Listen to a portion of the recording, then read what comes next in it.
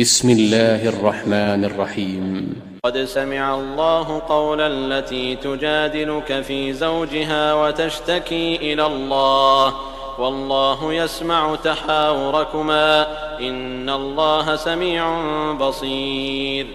الذين يظاهرون منكم من نسائهم ما هن أمهاتهم إن أمهاتهم إلا اللائي ولدنهم وإنهم ليقولون منكرا من القول وزورا وإن الله لعفو غفور.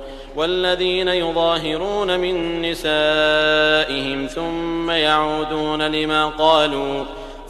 يعودون لما قالوا فتحرير رقبة من قبل أن يتماسا ذلكم توعظون به والله